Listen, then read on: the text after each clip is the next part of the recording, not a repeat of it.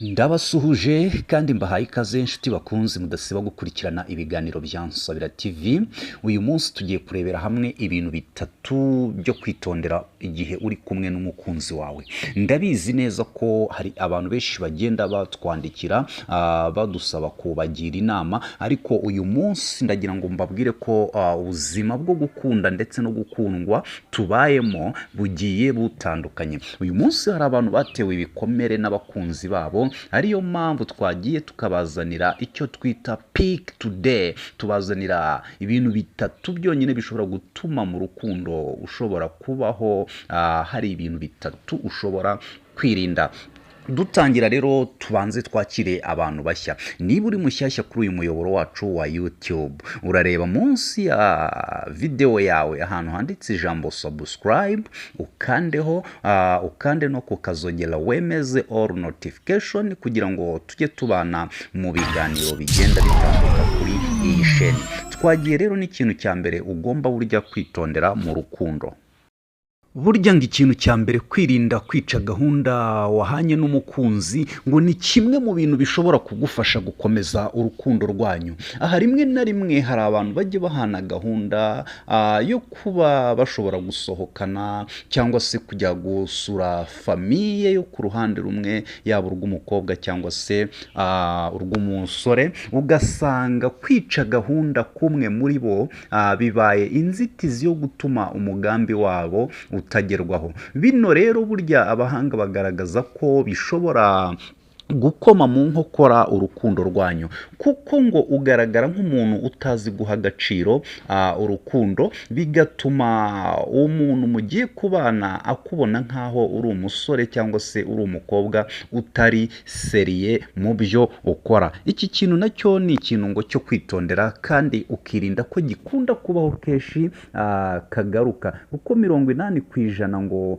udukosa duto tudahabwa agaciro muri ako kanya dushobora gukoma mu nkokora igisa n'urukundo rwanyu rukaba rwahagarara rwose rutarambye.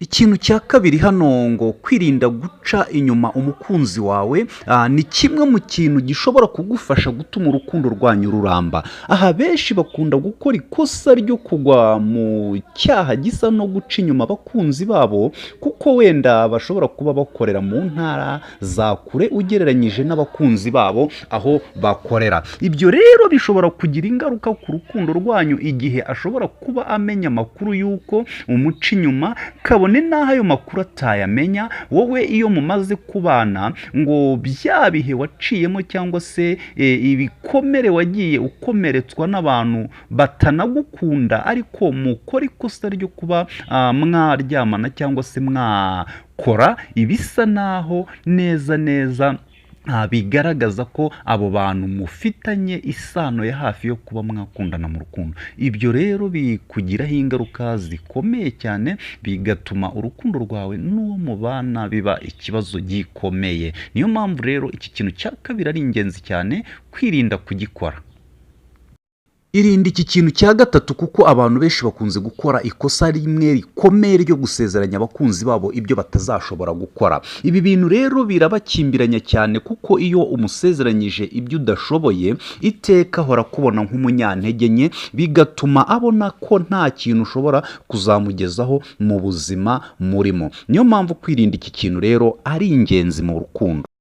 Dear friends, birashoboka ko wakundana n'umukunzi wawe bitabaye ngombwa ko umubeshya cyangwa se ngo umwirarireho, kuko irinde gusezeranya umukunzi wawe rwose ibyo utabasha kumubonera, kuko ni kimwe mu bintu bishobora kuguteza igihombo gikomeye cyo kuba yagucika cyangwa se akabivamo gutyo.